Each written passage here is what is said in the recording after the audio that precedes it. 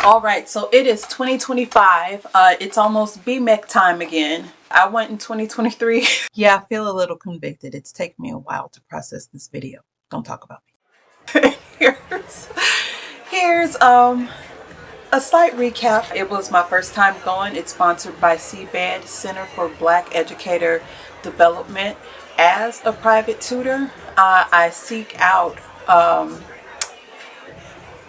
professional development opportunities, even though technically it's not required of me, it's necessary. And so as a classroom teacher, I didn't like going to those things, but I need it. I need to know what my students, middle school, high school, undergrad, and grad, are experiencing in the classroom. I need to know if there's new lingo. I need to know if there are new strategies. 2, I'd never gone to Philly before, so it was my first time in the city of brotherly love.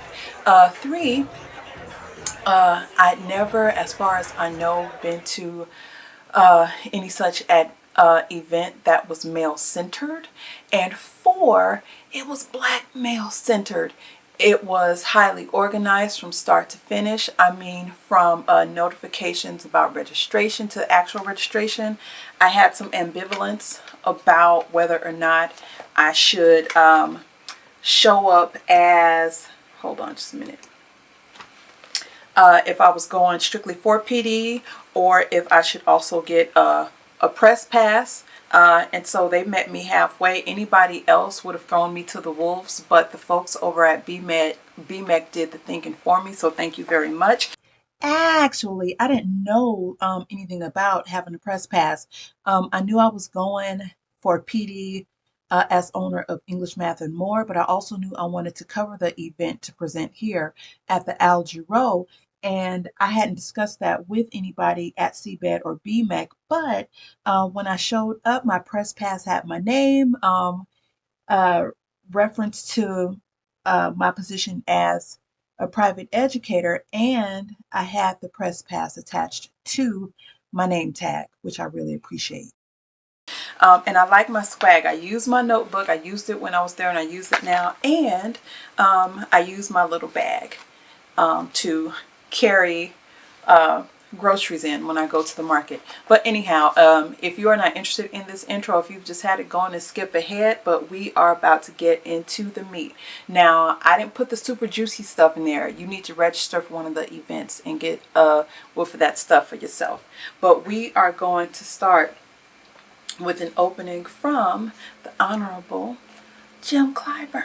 Actually, we're going to start with a portion of the intention set by Dr. Greg Carr, no relation, although it would be kind of cool to come to find out we are blood relatives. The children we will see next week and next month and next year, whose classrooms they wait with great anticipation, not even knowing they're anticipating the magic that takes place when we come together as their elders to counsel each other.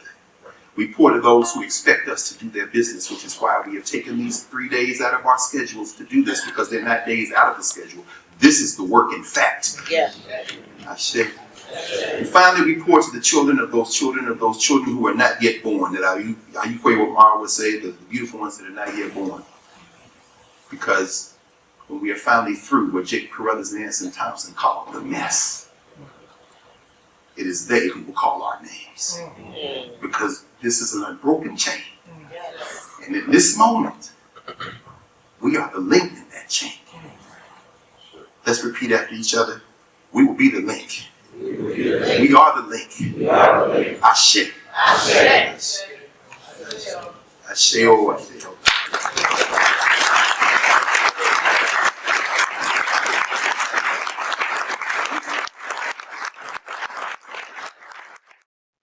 All right, now you can stand by for the Honorable Jim Clyburn. Although I'm not able to be with you in person today, I'm certain my colleagues will lead a spirited discussion about how we can grow the Black male educator pipeline. And then, these are clips of teachers who took time, or educators, I should say, to conduct these interviews. And I want to give a special shout out to Principal Gordon. There he is right there, Principal Gordon, in Illinois. He didn't know me from dirt. And he agreed to do this interview. We established a rendezvous point in time who comes like beating a path, running. So I think it was like the 3rd floor outside of Ballroom C to conduct this interview. And as far as he was concerned, his plane hadn't left yet. His colleagues and the students who traveled with them were at the airport. But for him, it was seriously important that he honor his word and be where he said he was going to be. I'll talk more about that another time. I intend to post these interviews separately. I don't want to mention a date because I don't want to lie to you or me either. What I call requirement, although I'm just retired. Ron Walker, a founder of COSBAC, Coalition of Schools Educating Boys of Color, met him for the first time there, and apparently he's...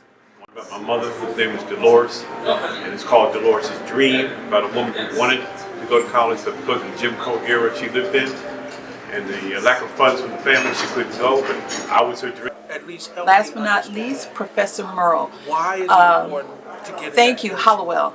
Thank you so much. That was the first person I asked, and he accommodated me. No questions asked. All right.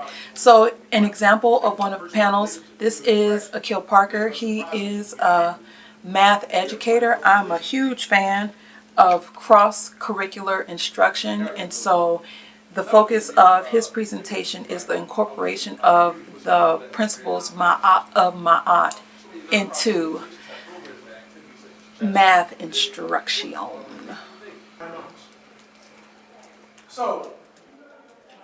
Now we have Brian White here. He is a literacy professional. Okay, I know the word expert gets thrown around vigorously these days. A lot of folks don't deserve it. Brian White does. He comes to us from Maya Claude, and he discussed the science of literacy. And it sounds like a mundane thing, but it's not. His session was extremely interactive, and if attendees didn't know about literacy when they walked into the room, they most certainly knew about it when they left. And I recommend it to anybody, not only official literacy instructors. I recommend it to any instructor, parents, the milkman, grocery store clerk, everybody. Or a beach in Florida. Dr. Chris Emden burning it down. Nothing has been ignited in their soul, despite all the fancy words you say. You know, but you give up what you intuitively know. All right. And now we have this panel here. Much like I gave. So we were graced with the presence of Johnny McGinnis, Horace Ryans, and instead of Tyler James Williams, Tay Diggs is on stage, and our facilitator is Dr. Will Hayes. Unfortunately, one thing that's not prominent in Boston are our band programs. And I came there to build a band program. First, it's fully human, and also it's a black man. Because I never saw myself reflected in education anywhere. Not in curriculum, not in the teaching force, not in anywhere. But, man, my God. Shereen was in the back right now saying yes, he's not. We got some He had good time. And then he used the example of a backpack.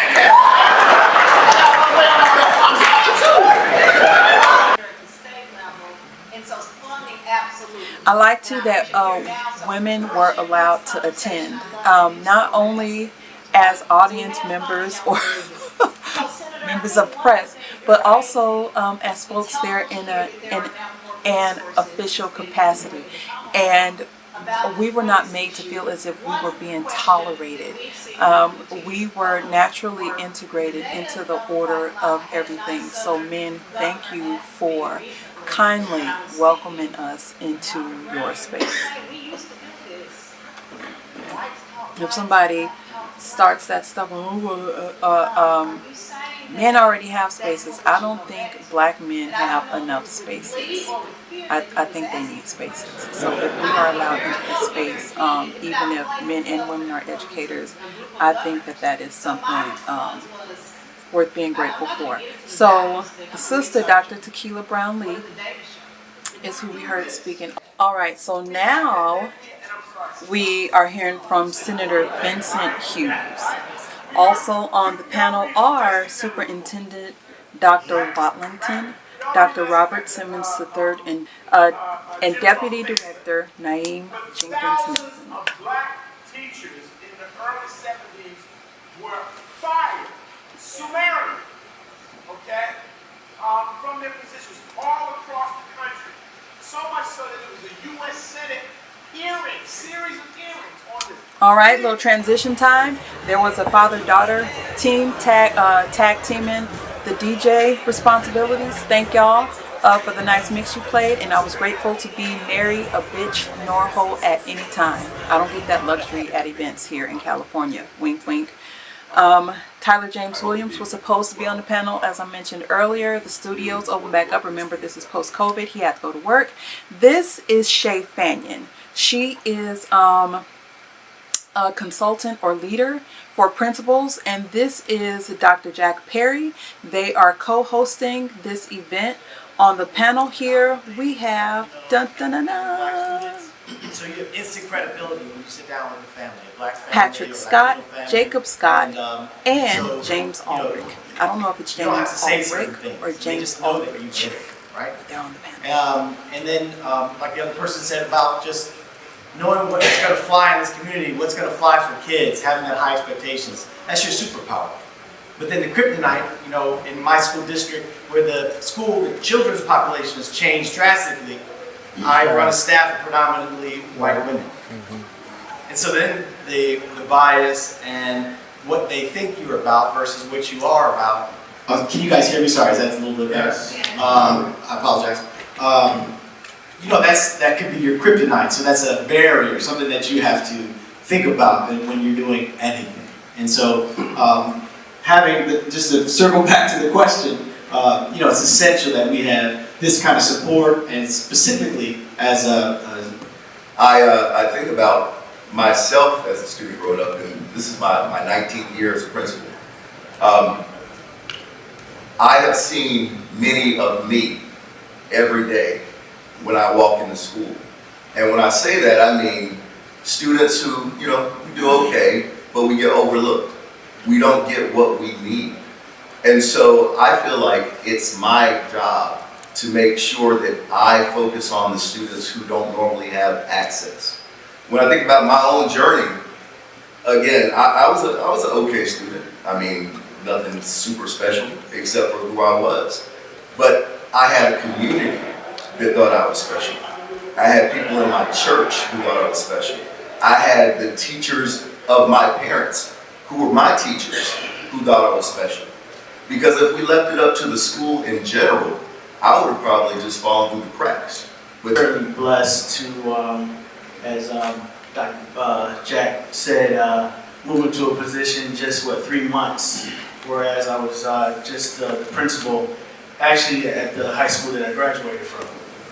Both the principal there for, I think, going on 6.5, 7 years, and I was also the assistant principal there as well. So I knew every nick and cranny of the building. And as you can see, I'm black.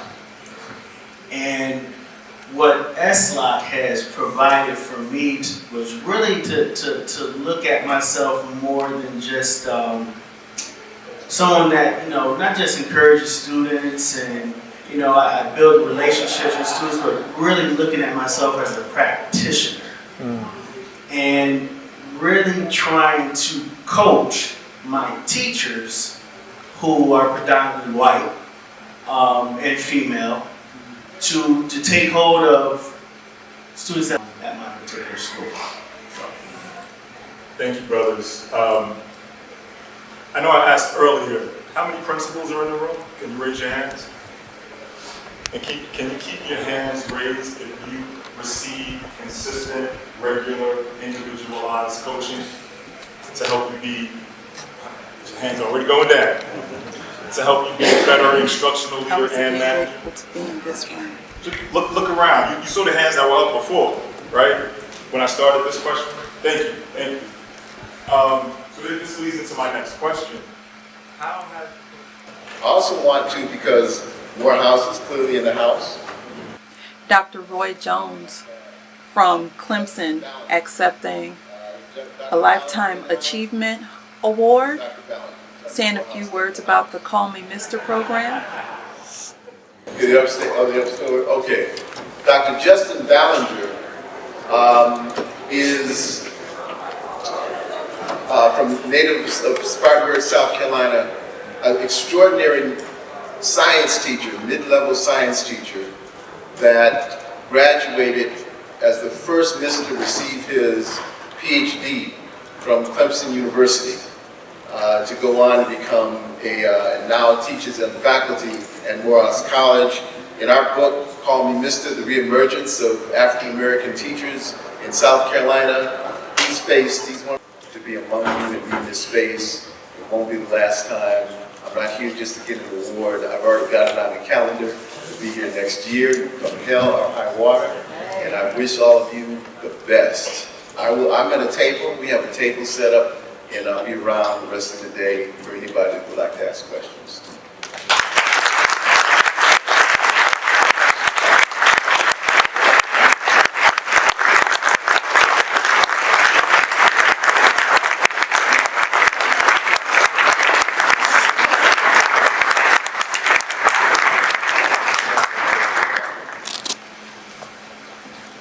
Thank you again, Dr. Jones.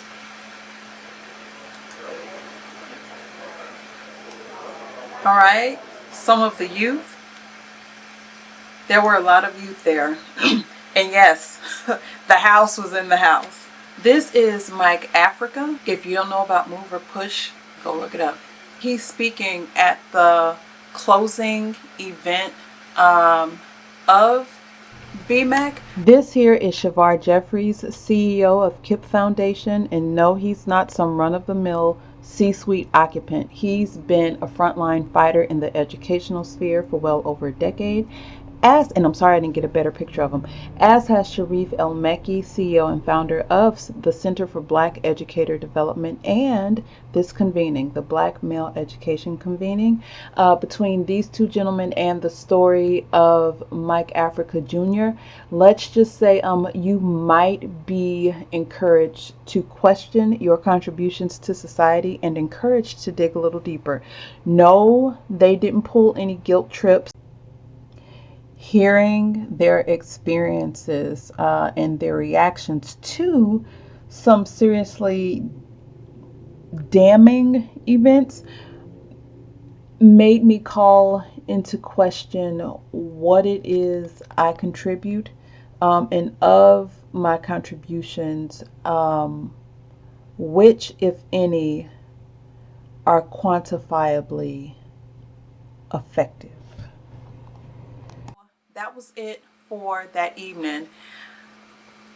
I made my way home. I think there was a marathon that day. The two young sisters on the rail who helped me get home, thank you very much, because I did not know where I was going, but I needed to make sure that I got enough sleep so that I could get up in the morning and go to the Paul Robeson Museum. And Dave, Mr. D, this is not his forte in the house, but he volunteers here regularly, and he filled in for someone who was absent. So thank you, Mr. D.